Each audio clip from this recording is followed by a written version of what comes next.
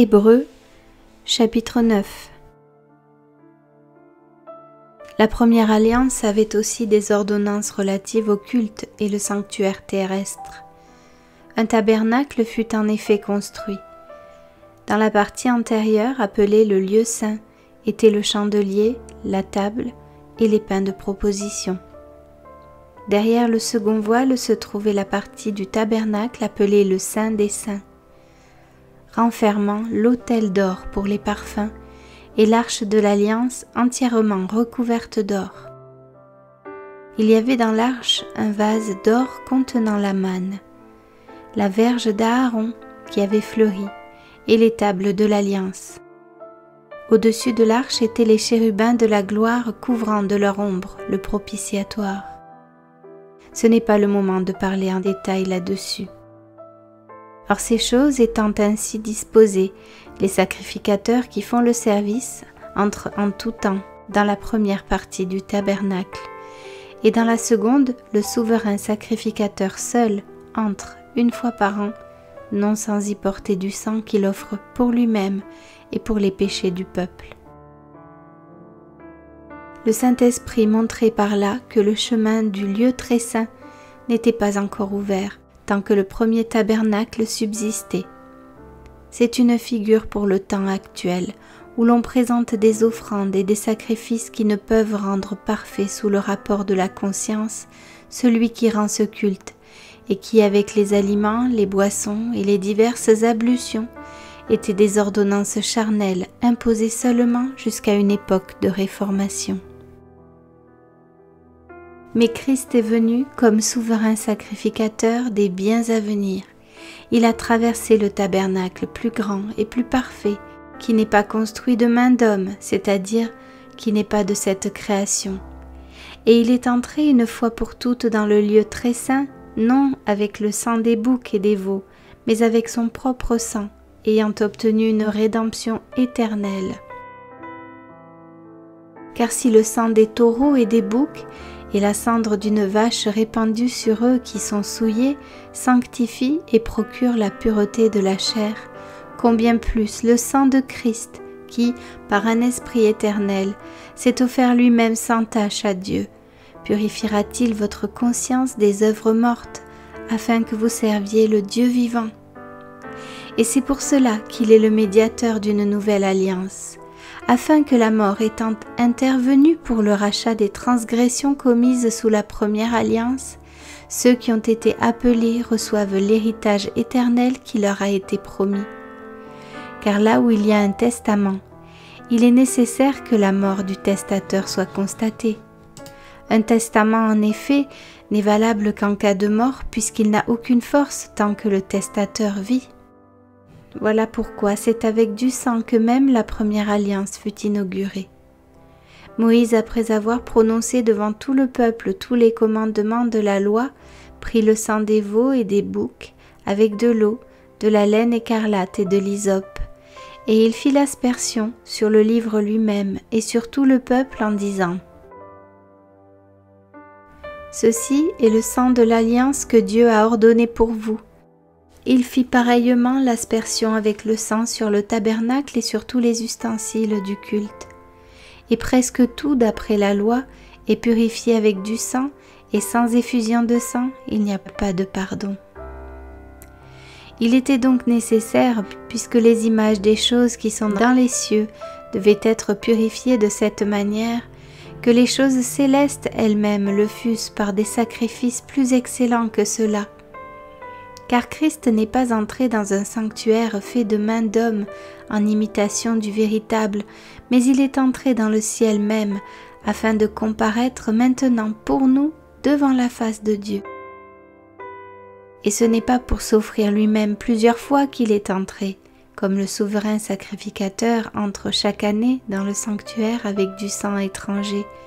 Autrement, il aurait fallu qu'il eût souffert plusieurs fois depuis la création du monde, tandis que maintenant, à la fin des siècles, il apparut une seule fois pour abolir le péché par son sacrifice.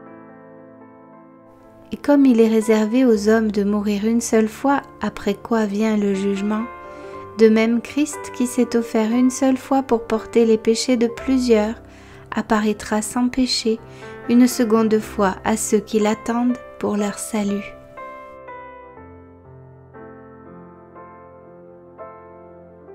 Hébreux, chapitre 10.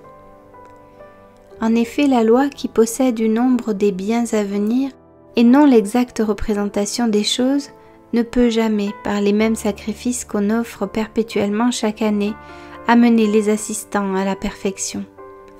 Autrement, n'aurait-on pas cessé de les offrir, parce que ceux qui rendent ce culte étant une fois purifiés n'auraient plus eu aucune conscience de leurs péchés. Mais le souvenir des péchés est renouvelé chaque année par ces sacrifices, car il est impossible que le sang des taureaux et des boucs ôte les péchés.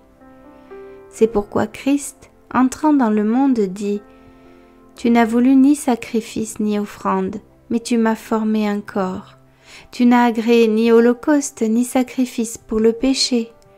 Alors j'ai dit « Voici, je viens. » Dans le rouleau du livre, il est question de moi, pour faire, ô Dieu, ta volonté.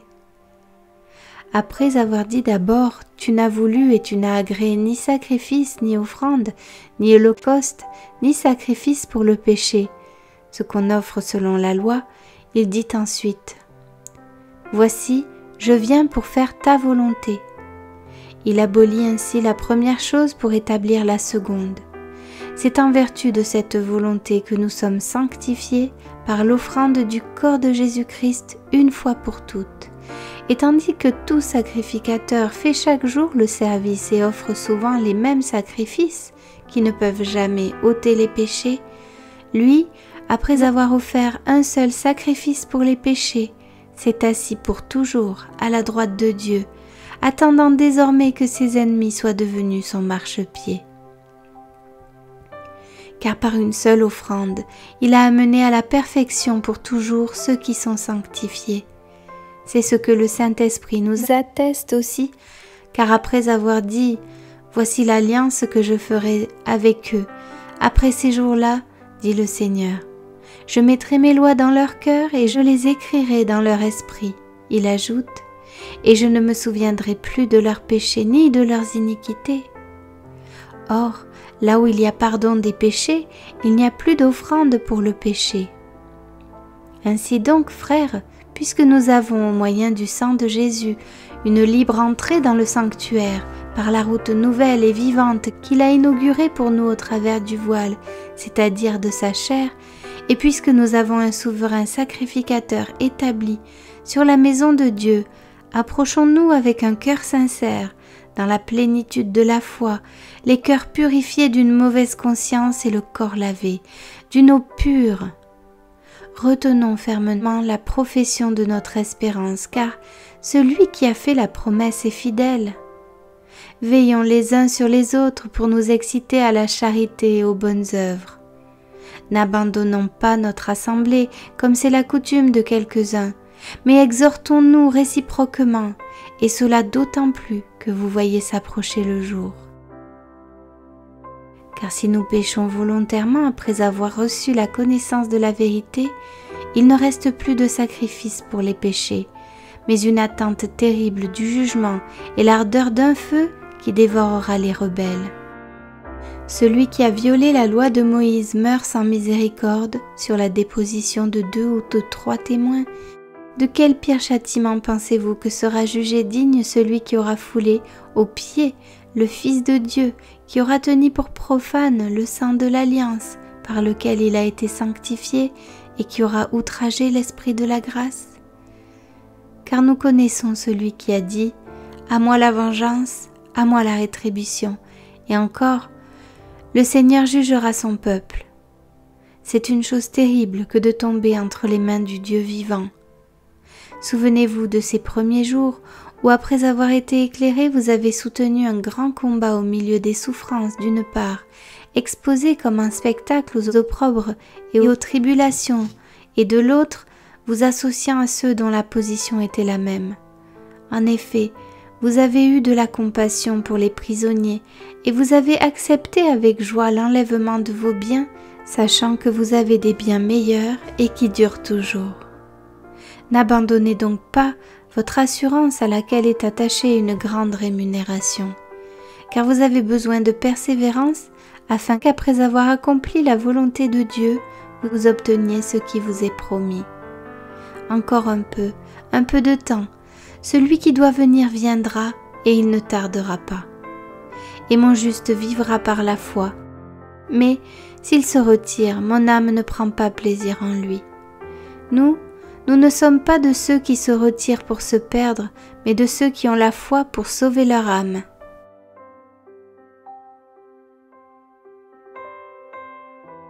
Hébreux, chapitre 11. Or la foi est une ferme assurance des choses qu'on espère, une démonstration de celles qu'on ne voit pas. Pour l'avoir possédée, les anciens ont obtenu un témoignage favorable. C'est par la foi que nous reconnaissons que le monde a été formé par la parole de Dieu, en sorte que ce qu'on voit n'a pas été fait de choses visibles. C'est par la foi qu'Abel offrit à Dieu un sacrifice plus excellent que celui de Caïn. C'est par elle qu'il fut déclaré juste, Dieu approuvant ses offrandes, et c'est par elle qu'il parle encore, quoique mort. C'est par la foi qu'Hénoch fut enlevé pour qu'il ne vît point la mort, et qu'il ne parut plus parce que Dieu l'avait enlevé, car avant son enlèvement il avait reçu le témoignage qu'il était agréable à Dieu. Or sans la foi il est impossible de lui être agréable, car il faut que celui qui s'approche de Dieu croie que Dieu existe et qu'il est le rémunérateur de ceux qui le cherchent. C'est par la foi que Noé, divinement averti des choses qu'on ne voyait pas encore et saisi d'une crainte respectueuse, construisit une arche pour sauver sa famille. C'est par elle qu'il condamna le monde et devint héritier de la justice qui s'obtient par la foi. C'est par la foi qu'Abraham, lors de sa vocation, obéit et partit pour un lieu qu'il devait recevoir en héritage et qu'il partit sans savoir où il allait. C'est par la foi qu'il vint s'établir dans la terre promise, comme dans une terre étrangère, habitant sous des tentes, ainsi qu'Isaac et Jacob, les cohéritiers de la même promesse. Car il attendait la cité qui a de solides fondements, celle dont Dieu est l'architecte et le constructeur. C'est par la foi que Sarah elle-même, malgré son âge avancé, fut rendue capable d'avoir une postérité parce qu'elle crut à la fidélité de celui qui avait fait la promesse. C'est pourquoi d'un seul homme, déjà usé de corps, naquit une postérité nombreuse, comme les étoiles du ciel, comme le sable qui est sur le bord de la mer et qu'on ne peut compter. C'est dans la foi qu'ils sont tous morts, sans avoir obtenu les choses promises, mais ils les ont vues et saluées de loin, reconnaissant qu'ils étaient étrangers et voyageurs sur la terre. Ceux qui parlent ainsi montrent qu'ils cherchent une patrie. S'ils avaient eu en vue celle d'où ils étaient sortis, ils auraient eu le temps d'y retourner. Mais maintenant, ils en désirent une meilleure, c'est-à-dire une céleste. C'est pourquoi Dieu n'a pas honte d'être appelé leur Dieu, car il leur a préparé une cité. C'est par la foi qu'Abraham offrit Isaac lorsqu'il fut mis à l'épreuve et qu'il offrit son fils unique, lui qui avait reçu les promesses et à qui il avait été dit « En Isaac sera nommé pour toi une postérité ». Il pensait que Dieu est puissant, même pour ressusciter les morts. Aussi le recouvra-t-il par une sorte de résurrection. C'est par la foi qu'Isaac bénit Jacob et Ésaü en vue des choses à venir. C'est par la foi que Jacob, mourant, bénit chacun des fils de Joseph et qu'il adora, appuyé sur l'extrémité de son bâton. C'est par la foi que Joseph, mourant, fit mention de la sortie des fils d'Israël et qu'il donna des ordres au sujet de ses os. C'est par la foi que Moïse, à sa naissance, fut caché pendant 3 mois par ses parents, parce qu'ils virent que l'enfant était beau et qu'ils ne craignirent pas l'ordre du roi. C'est par la foi que Moïse, devenu grand, refusa d'être appelé fils de la fille de Pharaon, aimant mieux être maltraité avec le peuple de Dieu que d'avoir pour un temps la jouissance du péché, regardant l'opprobre de Christ comme une richesse plus grande que les trésors de l'Égypte, car il avait les yeux fixés sur la rémunération. C'est par la foi qu'il quitta l'Égypte sans être effrayé de la colère du roi, car il se montra ferme, comme voyant celui qui est invisible. C'est par la foi qu'il fit la Pâque et l'aspersion du sang, afin que l'exterminateur ne touchât pas au premier-né des Israélites. C'est par la foi qu'ils traversèrent la mer Rouge comme un lieu sec, tandis que les Égyptiens qui en firent la tentative furent engloutis. C'est par la foi que les murailles de Jéricho tombèrent après qu'on eut fait le tour pendant 7 jours. C'est par la foi que Rahab la prostituée ne périt pas avec les rebelles, parce qu'elle avait reçu les espions avec bienveillance. Et que dirais-je encore, car le temps me manquerait pour parler de Gédéon, de Barak, de Samson, de Jephthé, de David, de Samuel et des prophètes qui par la foi vainquirent des royaumes, exercèrent la justice, obtinrent des promesses, fermèrent la gueule des lions, éteignirent la puissance du feu, échappèrent aux tranchants de l'épée, guérirent de leurs maladies, furent vaillants à la guerre, mirent en fuite des armées étrangères. Des femmes recouvrèrent leur mort par la résurrection, d'autres furent livrées au tourment et n'acceptèrent point de délivrance afin d'obtenir une meilleure résurrection. D'autres subirent les moqueries et le fouet, les chaînes et la prison. Ils furent lapidés, sciés, torturés. Ils moururent tués par l'épée. Ils allèrent çà et là, vêtus de peaux de brebis et de peaux de chèvre, dénués de tout, persécutés, maltraités, eux dont le monde n'était pas digne, errant dans les déserts et les montagnes, dans les cavernes et les antres de la terre. Tout cela, à la foi desquels il a été rendu témoignage, n'ont pas obtenu ce qui leur était promis, Dieu ayant en vue quelque chose de meilleur pour nous, afin qu'ils ne parvinssent pas sans nous à la perfection.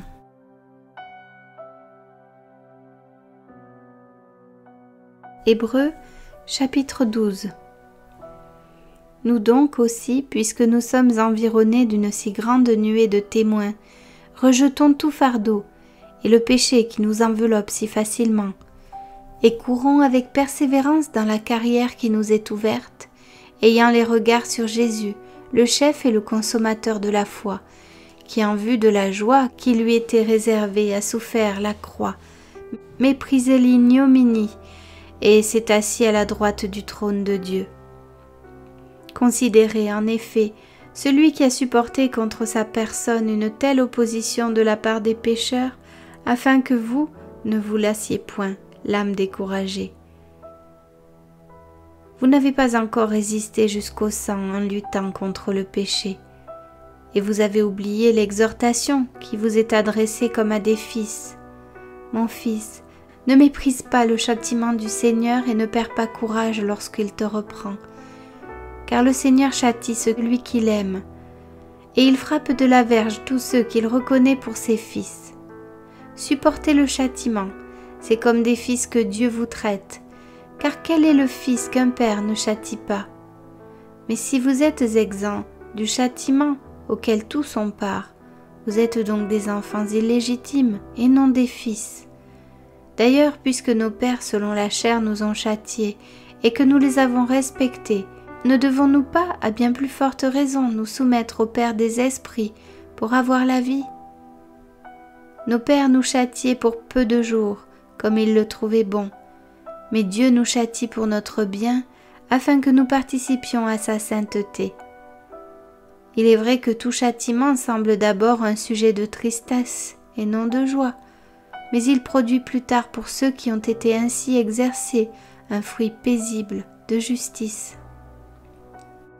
Fortifiez donc vos mains languissantes et vos genoux affaiblis, et suivez avec vos pieds des voies droites, afin que ce qui est boiteux ne dévie pas, mais plutôt se raffermisse. Recherchez la paix avec tous et la sanctification sans laquelle personne ne verra le Seigneur. Veillez à ce que nul ne se prive de la grâce de Dieu, à ce qu'aucune racine d'amertume, poussant des rejetons, ne produise du trouble et que plusieurs n'en soient infectés, à ce qu'il n'y ait ni impudique ni profane comme Ésaü, qui pour un mets vendit son droit d'aînesse. Vous savez que plus tard, voulant obtenir la bénédiction, il fut rejeté, quoiqu'il la sollicitât avec larmes, car son repentir ne put avoir aucun effet. Vous ne vous êtes pas approché d'une montagne qu'on pouvait toucher et qui était embrasée par le feu, ni de la nuée, ni des ténèbres, ni de la tempête, ni du retentissement de la trompette, ni du bruit des paroles tels que ceux qui l'entendirent demandèrent qu'il ne leur en fût adressé aucune de plus, car ils ne supportaient pas cette déclaration. Si même une bête touche la montagne, elle sera lapidée. Et ce spectacle était si terrible que Moïse dit « Je suis épouvanté et tout tremblant ». Mais vous vous êtes approchés de la montagne de Sion, de la cité du Dieu vivant, la Jérusalem céleste, des myriades qui forment le cœur des anges, de l'assemblée des premiers-nés, inscrits dans les cieux, du juge qui est le Dieu de tous, des esprits des justes parvenus à la perfection, de Jésus qui est le médiateur de la nouvelle alliance et du sang de l'aspersion qui parle mieux que celui d'Abel. Gardez-vous de refuser d'entendre celui qui parle, car si ceux-là n'ont pas échappé qui refusèrent d'entendre celui qui publiait les oracles sur la terre, combien moins échapperons-nous si nous nous détournons de celui qui parle du haut des cieux, lui dont la voix alors ébranla la terre et qui maintenant a fait cette promesse « Une fois encore j'ébranlerai non seulement la terre mais aussi le ciel ». Ces mots « une fois encore » indiquent le changement des choses ébranlées comme étant faites pour un temps, afin que les choses inébranlables subsistent. C'est pourquoi, recevant un royaume inébranlable, montrons notre reconnaissance en rendant à Dieu un culte qui lui soit agréable, avec piété et avec crainte, car notre Dieu est aussi un feu dévorant.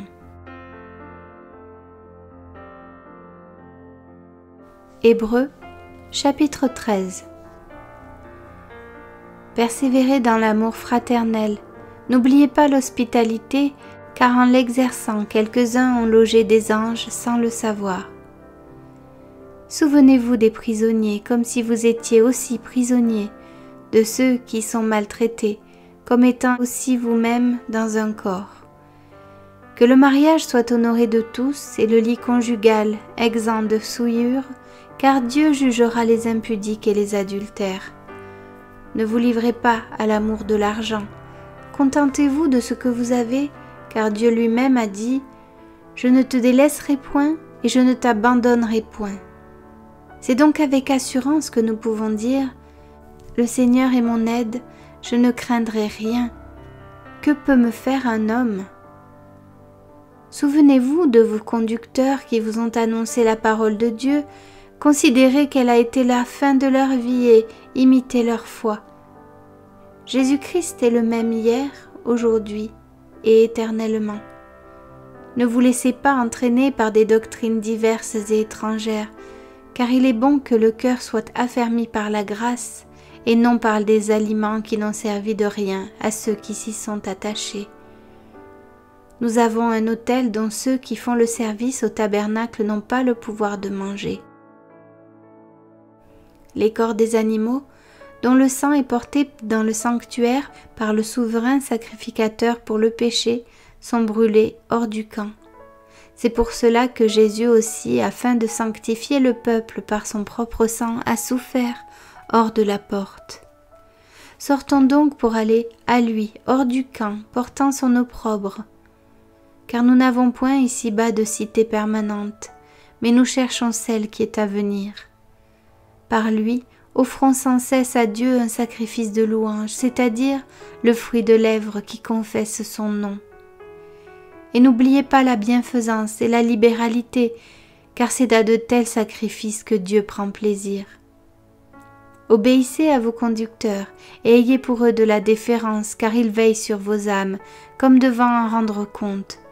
Qu'il en soit ainsi, afin qu'ils le fassent avec joie et non en gémissant, ce qui ne vous serait d'aucun avantage. Priez pour nous, car nous croyons avoir une bonne conscience, voulant en toutes choses nous bien conduire. C'est avec instance que je vous demande de le faire afin que je vous sois rendu plus tôt. Que le Dieu de paix, qui a ramené d'entre les morts le grand pasteur des brebis par le sang d'une alliance éternelle, notre Seigneur Jésus, vous rende capable de toute bonne œuvre pour l'accomplissement de sa volonté, et fasse en vous ce qui lui est agréable par Jésus-Christ, auquel soit la gloire au siècle des siècles. Amen. Je vous prie, frères, de supporter ces paroles d'exhortation, car je vous ai écrit brièvement. Sachez que notre frère Timothée a été relâché. S'il vient bientôt, j'irai vous voir avec lui. Saluez tous vos conducteurs et tous les saints. Ceux d'Italie vous saluent, que la grâce soit avec vous tous. Amen.